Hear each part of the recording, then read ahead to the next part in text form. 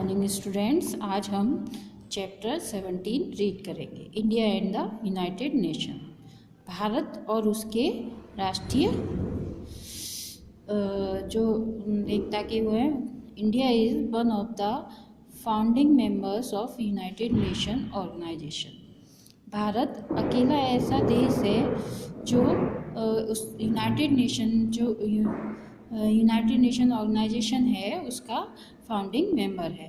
The country has been a member of the United Nation since it was formed in 1945। तो जो देश हैं United nation के जो उसको फॉर्म किया गया था 1945 में, यूनाइटेड नेशन के उस समय का मेंबर है। It has always stop for peace and played an important role in the UN's efforts for world peace. इसका जो पीस शांति के लिए जो महत्वपूर्ण रोल था इसका, वो वर्ल्ड वॉर के बाद शांति के लिए जो एफर्ट्स किए गए, कार्य किए गए, वो इसके लिए हमेशा इसका महत्वपूर्ण रोल रहा। India vigorously campaigned that all countries ruled by other countries should be freed. In 1960, India succeeded in getting a resolution passed. India has also benefited from a number of programs organized by various UN agencies. India ने कई कंपेजेंस चलाए, कई सारे कार्य किए उन countries के लिए जो रूल्स कर रही थी अदर कंट्रीज़ में, उनको फ्री कराने के लिए, फ्रीडम दिलाने के लिए कई सारे कार्य किए। 1960 में उनको हेल्प की और भारत इसमें सफल भी रहा। इस रिसोल्यूशन में वो सफल भी रहा, उसने उनको फ्रीडम भी दिलाया, जिसका भारत को बेनिफिटेड जो था वो ये था कि अन्य एजेंसी थी उसकी जो प्रोग्राम्स ऑर्गेनाइज होते थे वो इंडिया को उसके बेनिफिट मिलते थे। Indian arm forces have been used as peace keeping forces in the Middle East, Cyprus and the Democratic Republic of Congo and Sudan. India की जो आर्म फोर्सेज थी वो उनका प्रयोग की शांति सेना के रूप में, शांति बनाए रखने के लिए या शांति सेना के रूप में उनका प्रयोग हुआ।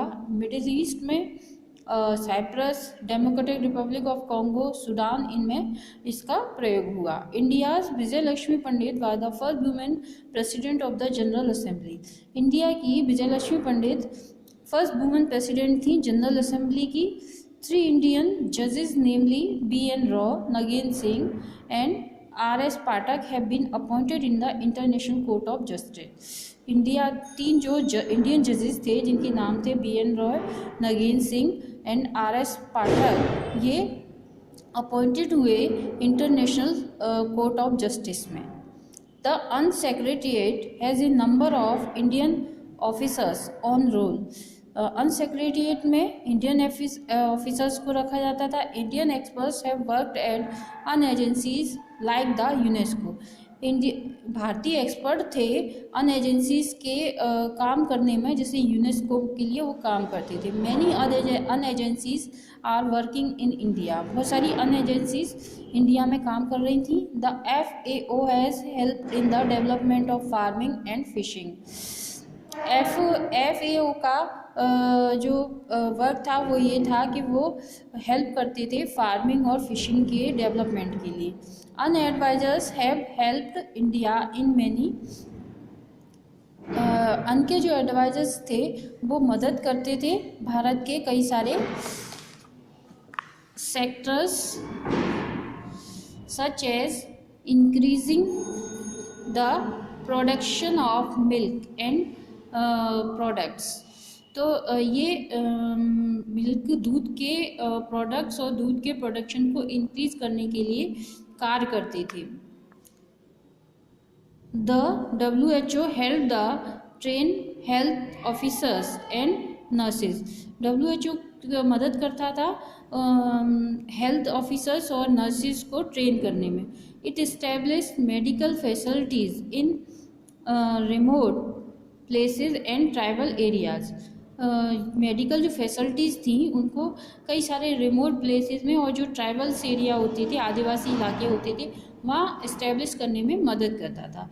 It has also help in eradication of many diseases. यह मदद करता था जो कई सारी